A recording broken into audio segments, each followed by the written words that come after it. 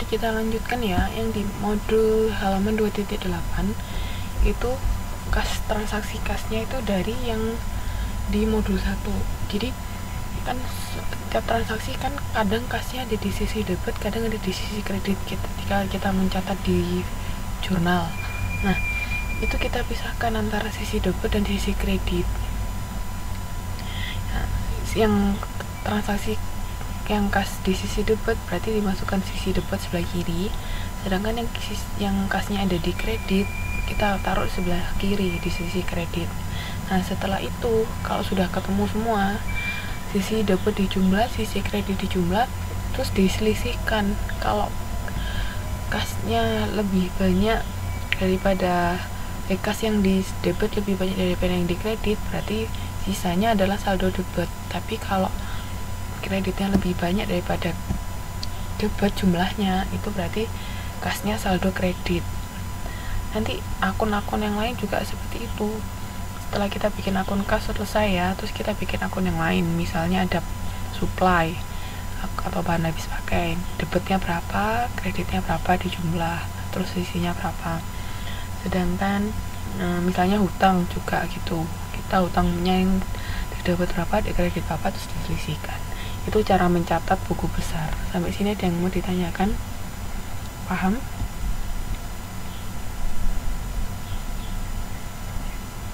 Jadi seperti ini nih. Ini nama akun-akunnya.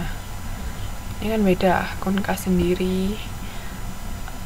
Ini sisi kiri itu debit, sisi kanan itu kredit. Jadi per akun-akun ya. Setelah kita bikin jurnal, kita bikin buku besar per akun. Nah, seperti ini kas sendiri ya, kas. Cara mencatatnya bisa seperti ini. Jadi setelah ada namanya, terus debit apa, kredit apa, atau langsung kas, debit jumlahnya berapa, kredit jumlahnya berapa. Atau ini uraiannya dulu, misalnya transaksinya tanggal berapa, terus debitnya di sini, kreditnya di sini. Jadi cara mencatatnya macam-macam ya. Kalau buat jurnal nggak masalah mbak, karena itu kan kita kalau jurnal atau buku besar itu kan per akun. Kalau jurnal itu harus sama, antara debit dan kredit sama, karena kan cuma ada 2 per transaksi kan, 1 jurnal itu harus sama debit kredit. Tapi kalau untuk buku besar ini, buku besar itu kan per akun, per masing-masing akun. Tadi akun kas sendiri, piutang usaha sendiri, utang usaha sendiri, perlengkapan tanah bangunan itu sendiri-sendiri. Itu enggak masalah debit sama kreditnya nggak sama.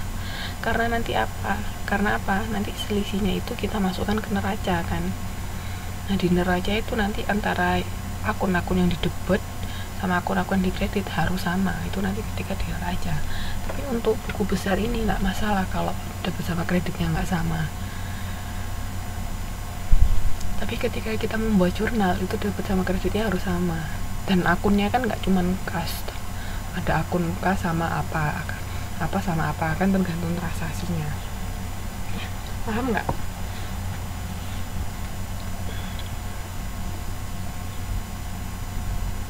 Ya boleh, kalau sama buku besar jumlahnya nggak sama nggak masalah.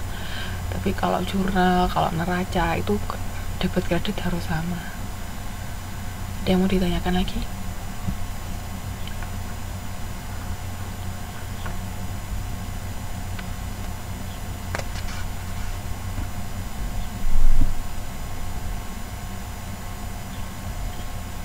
Ya betul, kalau buku besar boleh beda, tapi kalau jurnal harus balance. Ada yang mau bertanya lagi? Kenapa kok buku besar boleh beda? Karena itu kita mencatatnya kan per akun, bukan per transaksi kan. Per akun di buku besar itu kan maksudnya cuman transaksi total, yang ada yang namanya kas itu berapa. Akun itu nama ininya loh mbak, akun itu nama kas, satu akun kas apa, terus piutang, terus modal. Nah, itu nggak sama, nggak apa-apa kan. Kumpulan akun-akun itu kan buku besar namanya, itu nggak apa-apa. Pokoknya yang harus sama itu jurnal sama neraca. ketika kita membuat jurnal kan ada transaksi debit, ada transaksi kredit, itu harus sama. Ada yang mau ditanyakan?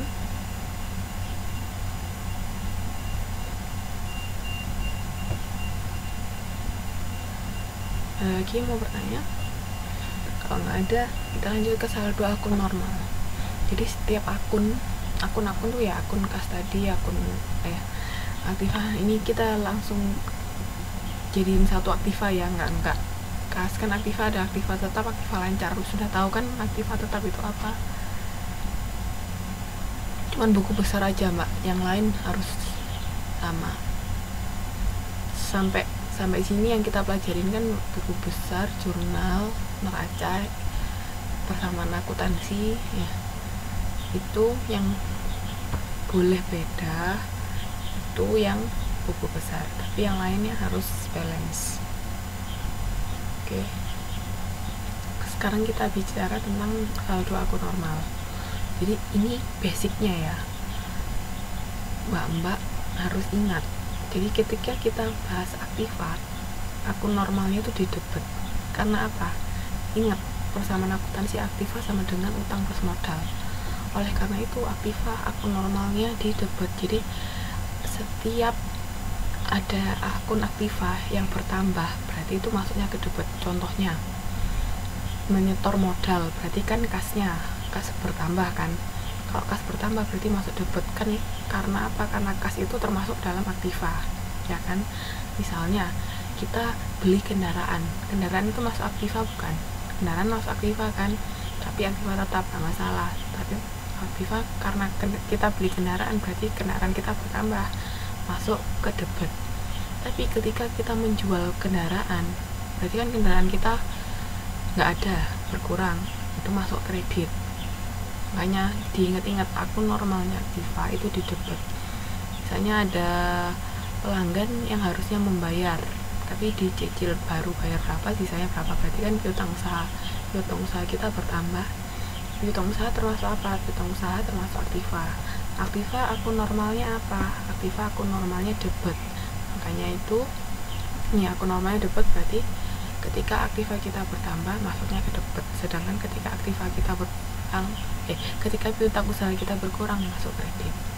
Seperti itu. Paham? Sama halnya dengan hutang. Ketika hutang kita bertambah, misalnya kita beli secara kredit, berarti hutang kita bertambah. Nah, ingat di persamaan akuntansi aktiva sama dengan utang plus modal. Nah, utang itu kan di sisi kredit. Oleh karena itu saldo normalnya utang itu di kredit. Jadi ketika kredit kita bertambah itu masuknya ketika hutang kita bertambah itu masuknya ke kredit. Ketika kita membayar hutang kayak tadi transaksi, ada kan salah satu transaksi yang A sampai F tadi, ketika kita membayar hutangnya kita catat di debit karena hutang kita berkurang. Sampai sini paham nggak? Jadi 6 poin ini harus diingat-ingat. Aktiva akun normalnya di debit, hutang akun normalnya di kredit, ekuitas atau modal akun namanya kredit. Kalau preferred debit, pendapatan kredit. Ingat tadi, ketika kita menerima pendapatan kita mencatatnya di mana? Di kredit kan? Karena apa? Karena ya itu tadi saldo normalnya pendapatan di kredit. Dan ketika kita membuat persamaan akuntansi kan masuknya ke modal. Makanya kenapa kok pendapatan itu di kredit. Dan beban tadi, ketika kita membayar biaya sewa dan biaya gaji, kan bebannya masuk debit. Beban sewa sama beban gajinya kan masuk debit, yang di kreditnya kan kas karena kita membayar. Jadi kalau akun normalnya di debit, berarti ketika akun tersebut ketika ada transaksi akun tersebut bertambah, berarti masuknya di debit. Kalau berkurang di kredit. Sedangkan kalau akun normalnya di kredit, ketika ada transaksi yang berhubungan dengan akun tersebut bertambah, masuknya ke kredit. Tapi kalau berkurang masuknya ke debit. Jadi ingat di sini ya, ini basic, ini harus diingat-ingat. Ada yang mau ditanyakan nggak? Kalaupun mbak lupa misalnya ya, aduh ini akun normalnya di mana? tinggal ingat persamaan akuntansi aja. Aktiva sama dengan utang plus modal, nanti kan langsung ketahuan.